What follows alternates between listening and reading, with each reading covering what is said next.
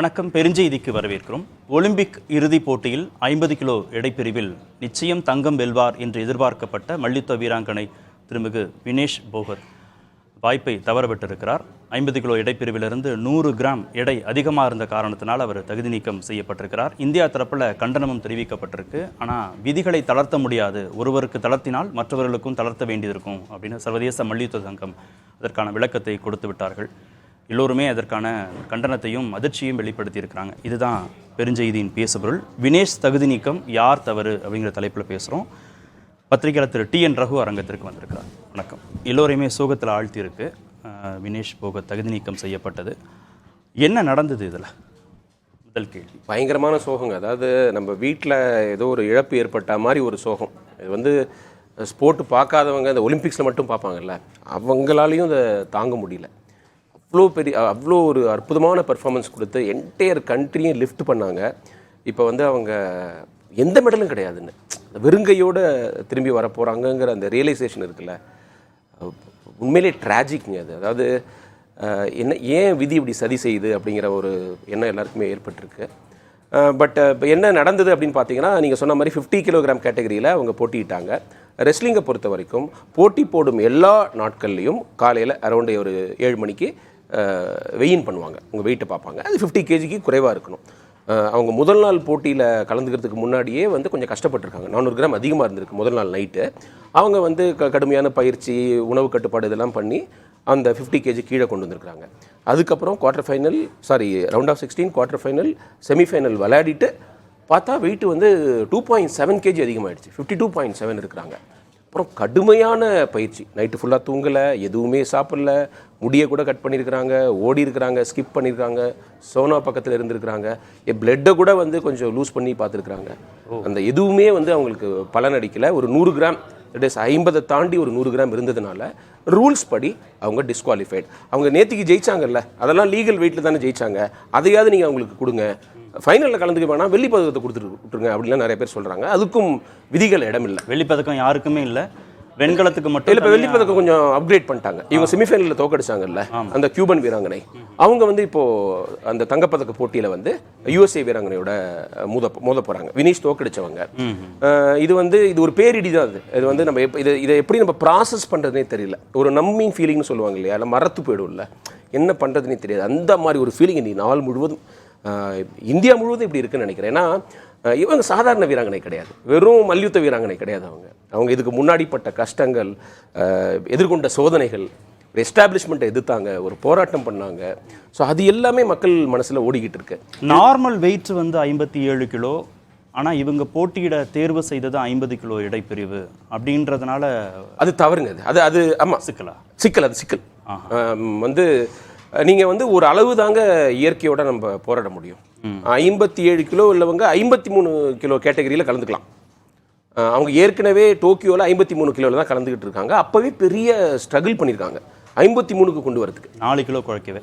அப்போ அரௌண்ட் ஒரு 55 வச்சுங்களேன், அவங்களோட பாடி வெயிட் அரௌண்ட் 55. அது 2 கிலோ குறைக்கிறதுங்கிறது through hard work, through restrictions possible.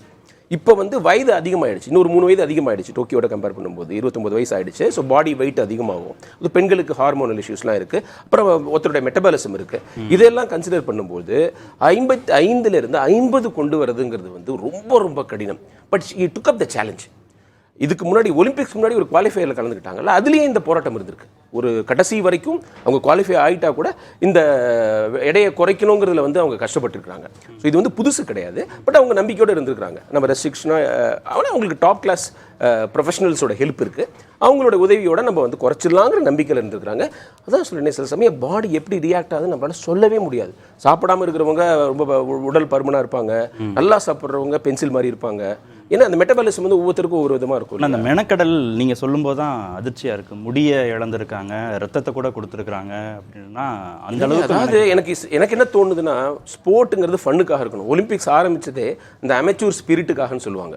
நீ ஜெயிக்கிறதுக்காக ஆடக்கூடாது. அதுக்காக தான் IOC ஒலிம்பிக்ஸ் பதக்கப்பட்டியலே போட மாட்டாங்க. இது நாட் காம்படிஷன் பிட்வீன் கண்ட்ரிஸ். எங்களோட ஆரிஜின் இது போட்டி கிடையாது. இது ஒரு ஹெல்த்தியான லைஃப் ஸ்டைலு, ஒரு சந்தோஷத்துக்காக விளையாடணும்னு.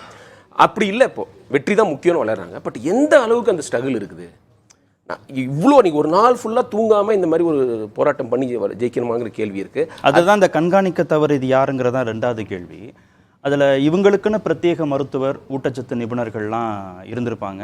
3 போட்டிகளில் ஒரே நாளில் கலந்துக்கிட்டாங்க அப்படின்னு சொல்கிறாங்க. அந்த இடத்துல யாராவது அந்த பொறுப்புலேருந்து மீறி இருக்காங்களா?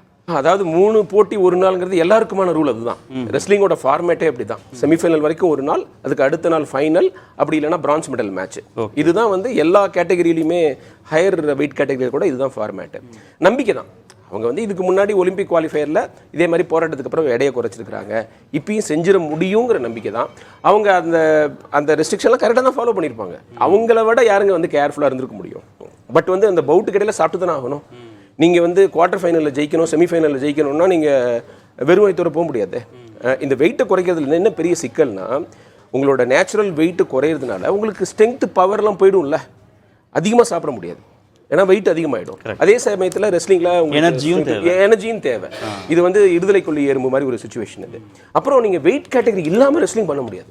அப்படி பண்ணிங்கன்னா உயிரிழப்பு கூட ஏற்படலாம். இப்போ 60 கிலோ ரெஸ்லரை வந்து 80 கிலோ ரெஸ்லரோட மோத விட்டிங்கன்னு வச்சுங்களேன், அவங்களுடைய இப்போ எனர்ஜி ஸ்ட்ரென்த் வேறு, அவங்க கை காலை வந்து முறுக்கிடலாம், வந்து உயிரிழப்பு கூட ஏற்படலாம். பாக்ஸிங்கில் நினச்சி பாருங்க, பாக்ஸிங்கில் அந்த பஞ்ச் இங்கே யாரும் பொறுப்பை தட்டி கழிச்சிட்டாங்கன்னு இந்த ஏரியாவில் யாரையும் நம்ம ட்ரைட் தேர் பெஸ்ட். நான் என்ன சொல்கிறேன்னா, நான் வந்து எந்த ஒலிம்பிக்ஸ் மெடலும் ஒரு அத்லீட்டுடைய மென்டல் அண்ட் ஃபிசிக்கல் ஹெல்த்தை விட பெருசு கிடையாது. அதனால நீங்கள் அந்த வெயிட்டை குறைக்கும் போது, லோயர் கேட்டகரி வரும்போது எக்ஸ்பர்ட்ஸுடைய அட்வைஸை கேட்டுட்டு வாங்க. 50 kg வந்தால் ஜெயிச்சுலாம் நினச்சி வரதை விட, இது என்னுடைய உடலுக்கு சாத்தியமா, என்ன நான் அதில் ஹெல்த்தியாக இருக்க முடியுமாங்கிற அந்த அட்வைஸுக்கு அப்புறம் வரணும். இது போட்டியில் ஜெயிக்கணுங்கிறதுக்காக வரக்கூடாது, வரவும் அது தவறான அணுகுமுறை. இவர் தவறு செஞ்சுட்டாரு நான் சொல்லலை, ஏன்னா அதில் வந்து 50 கிலோகிராமில் தான் அவங்க குவாலிஃபை ஆகிருக்கிறாங்க. மேபி அது ரொம்ப டூ மச் ஆகிடுச்சு. ஏன்னா அவங்களுக்கு எமோஷனல் ஸ்ட்ரெஸ் எவ்வளோங்கிறத பாருங்கள். அதாவது உலகமே வந்து இந்த ஒலிம்பிக்ஸாக ட்ரெயின் பண்ணிகிட்டு இருக்கும்போது அவங்க ஜந்தர் மந்தரில் உட்காந்துருக்குறாங்க. இந்த ஒலிம்பிக்ஸ்க்கு முன்னாடி வரைக்கும் வந்து அந்த வெயிட் லிஃப்டிங் ஃபெடரேஷன் ஆஃப் இந்தியாவில் நம்பிக்கை இல்லாமல் இருந்தாங்க. அவங்க வந்து என்னுடைய டோப்பிங் சாம்பிளை கூட டேம்பர் பண்ணுவாங்கங்கிற அளவுக்கு அவநம்பிக்கையோடு இருந்தாங்க. அப்படியே நம்ம ஒரு அத்லீட்டை நடத்தணும். அதான் 3வது கேள்வி. பின்னணியில் ஏதேனும் சதியா? ஏன்னா இவங்க வந்து தங்கம் வாங்கிடுவாங்கன்னு நேற்று இரவு முழுவதும் இவங்களை கொண்டாடினவங்க இன்னைக்கு வந்து அவங்களுக்கான வாய்ப்பு மறுக்கப்பட்டுருச்சு, தகுதி நீக்கம் செஞ்சுட்டாங்கன்னு சொன்ன பிறகு வந்து அதற்குள்ள ஏதோ ஒரு சதி கோட்பாடு இருக்கு அப்படின்னு பேச தொடங்கினாங்க. அப்படி ஏதாவது இதில் சதி இருக்கா? நான் சதி இருக்குன்னு நம்பலை.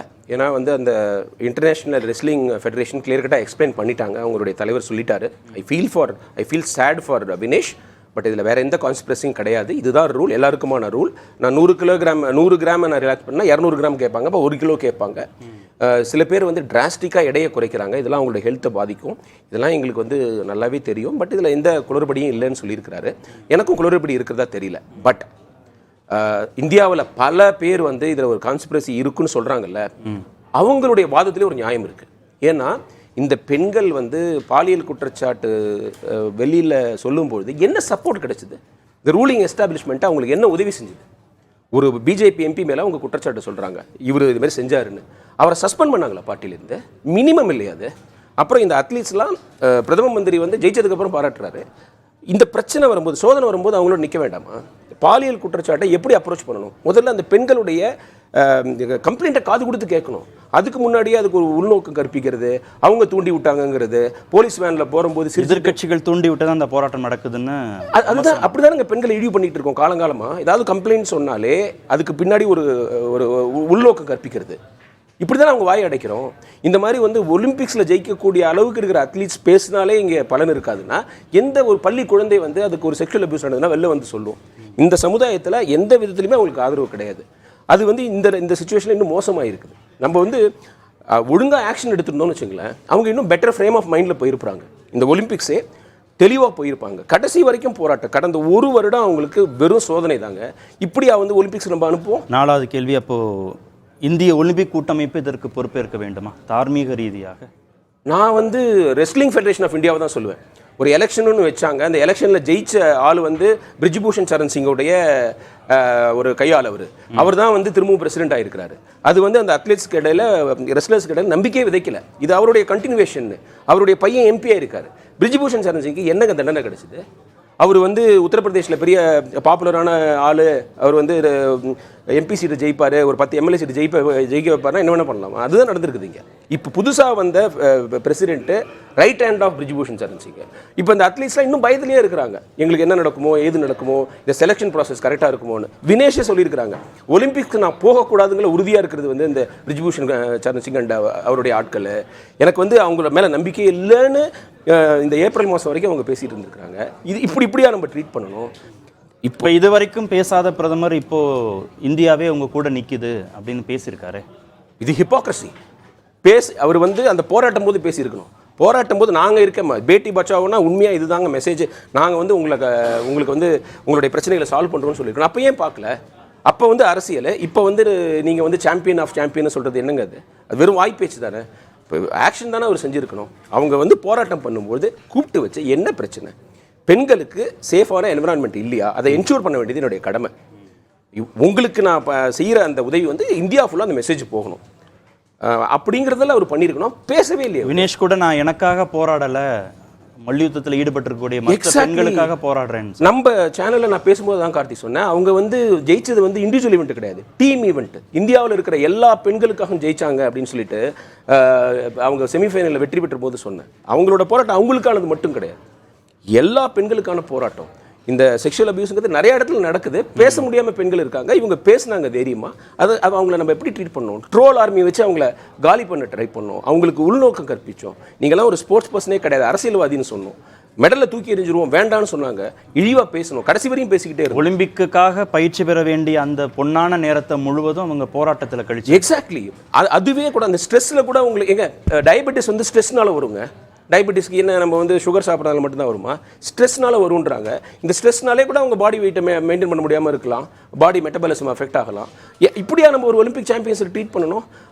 அவங்க ஜம்முன்னு போகணும், எந்த கவலையும் இல்லாமல் போகணும். நீங்கள் பணம் கொடுத்துறதுனால மட்டுமே அவங்க சாம்பியன் ஆக முடியாது. அவங்க மைண்ட் செட் நல்லா இருக்கணும், பீஸ்ஃபுல்லாக போகணும். அவங்க அப்படி தான் சொல்லப்பட்டது, பணம் கொடுக்குறோம் விளையாடுறாங்க. பணம் அவங்க பர்சனல் பிஜேபி பணத்தை கொடுத்தாங்களா அல்லது வந்து இவர் மோதியோட கைப்பணத்தை கொடுத்தாரா? நம்மளோட பணம் தானே, நம்ம டாக்ஸ் பேயர்ஸ் மணியை இதுக்கு ஒதுக்கி இருக்கிறாங்க. அது அவங்க கடமை தானே. அது அவங்க இது வந்து அதில் என்ன பெருமை இருக்குது? எல்லா கவர்மெண்ட்டும் செய்கிறாங்க, அதே அவங்களும் செஞ்சுருக்கிறாங்க. கட்சி பணத்தை கொடுத்தாங்க, கட்சி பணத்தை தனியாக கொடுத்துருந்தா சொல்லலாம் நாங்கள் கொடுத்தோம் அப்படின்ட்டு. நம்மளோட பணம், உங்கள் பணம் ஏன் பணம், பார்த்துட்டு இருக்கவங்களோட பணம். இதை விட முக்கியம் என்ன கேட்குறேன், சீரியஸான இஷ்யூங்க. என்னை பொறுத்தவரைக்கும் 2 பாடம் கார்த்திகேயன். ஒன்று வந்து இந்த செக்ஷுவல் அப்யூஸ் அலிகேஷன் வந்துன்னா அது எப்படி ஹேண்டில் பண்ணணும், தமிழ்நாடு கூட கற்றுக்கணும். இங்கேயே நம்ம என்ன பெருசாக வந்து மீட்டூவில் வந்தபோது நம்ம என்ன ஆக்ஷன் எடுத்தோம், வந்து இங்கேயும் நம்ம ஒன்றும் பெருசாக பண்ணலையே, நம்ம பெரிய முன்னேறின மாறணும்னு சொல்கிறோம், அதுக்கு சரியான நடவடிக்கை எடுக்கலையே. எப்படி அதை குற்றச்சாட்டு சொன்னால் அவங்களுக்கு நம்ம ஒரு உள்நோக்கம் தான் கற்பிக்கிறோம், நீ வந்து இந்த ஜாதி அல்லது வந்து இது உனக்கு ஏதோ உள்நோக்கம் இருக்குன்னு. அதே மாதிரி தான் அங்கே நடந்திருக்குது. பவர்ஃபுல்லான ஆளுகளுக்கு எதிராக பேசுனா அவங்களுக்கு எந்த இதுவுமே நடக்காது, யாருமே கேட்க மாட்டாங்க அப்படின்னு. அந்த நிலை மாறணும். அது மாறினாலே வினேஷ் வெற்றியாளர்னு நான் சொல்லுவேன். ரெண்டாவது, வெற்றிக்காக எந்த விதமான சாக்ரிஃபைஸ் பண்ணலாம்னா, காலையில் எழுந்து எல்லோரும் படுத்துட்டு இருக்கும்போது நீங்கள் போய் ட்ரெயின் பண்ணலாம். ஒரு நாளைக்கு 2 மணி நேரம் 3 மணி நேரம் ட்ரெயின் பண்ணலாம், 4 மணி நேரம் ட்ரெயின் பண்ணலாம். ஆனால் இயற்கைக்கு எதிராக போக முடியாது. 57 கிலோ உள்ளவங்க 50 கிலோவாக வர்றது சாத்தியம் கிடையாது.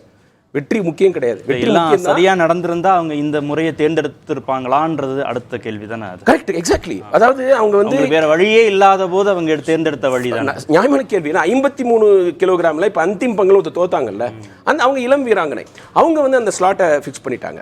இவங்களுக்கு இந்த ப்ராக்டிஸ்லாம் போனதுனால அவங்க போராட்ட காலத்தில் இருந்தாங்க. உலகமே ட்ரெயின் பண்ணிட்டு இருக்கிற போது அவங்க போராட்ட காலத்தில் இருந்தாங்க. அப்புறம் அவங்க பாடியில் அப்புறம் மறந்துடாதீங்க, அவங்களுக்கு ஏசிஎல் இன்ஜுரி நடந்தது. ஏசிஎல் இன்ஜுரி வந்து நீ இன்ஜுரி வந்து ரொம்ப சீரியஸ் இன்ஜுரி.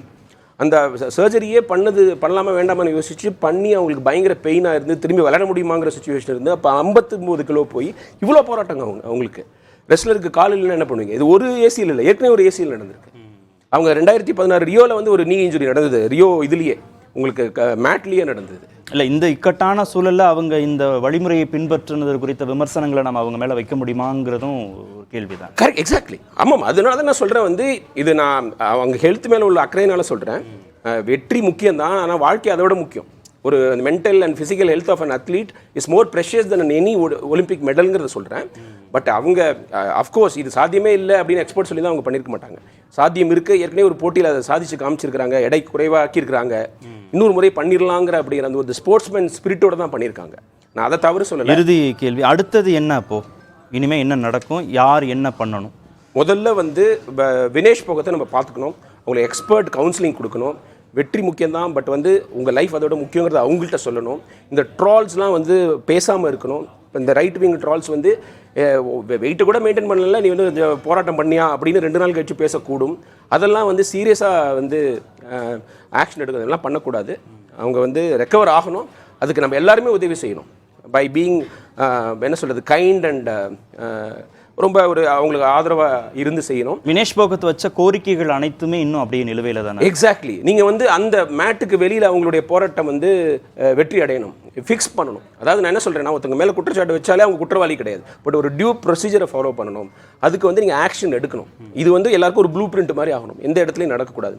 எனக்கு வந்து இப்போ ஒரு ஸ்போர்ட்ஸ் லவராக விளையாட்டு களம் தாங்க பெண்களுக்கான களம். அவங்க ரொம்ப லிபரேட்டடாக ஃபீல் பண்ணுறது அதுதான். வீட்டை விட்டு வெளியில் வருது, வேறு ஒரு இடத்துக்கு போய் டோர்னமெண்ட் விளையாடுறது, புது புது மனிதர்களை பார்க்குறது.